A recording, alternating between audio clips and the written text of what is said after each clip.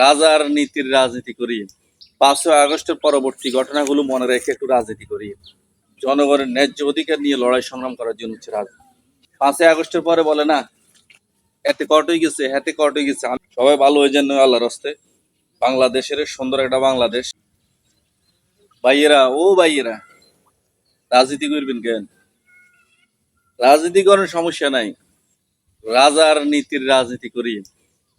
ওই 111, তারপরে আবার 111-এর 2 বছর পরে টানা 16 বছর 17 বছর কেউ বলেন ফেসিবাদী সরকার। তারপরে হচ্ছে 2024 সালের 5ই আগস্ট। 5ই আগস্টের পরবর্তী ঘটনাগুলো মনে রেখে একটু রাজনীতি করি। রাজনীতি করেন, খুব সুন্দরভাবে করেন, এমন রাজনীতি করিয়েন না এই যে 111-এর পর থেকে এই সময়ের মধ্যে যা ঘটেছে সেখান থেকে শিক্ষা নিয়ে রাজনীতি করেন। রাজনীতি হচ্ছে জনগণের জন্য, জনগণের অধিকার নিয়ে কথা বলার জন্য, জনগণের পাশে থাকার জন্য, জনগণের ন্যায্য অধিকার নিয়ে লড়াই সংগ্রাম করার জন্য হচ্ছে রাজনীতি। সেই রাজনীতিটাই করি।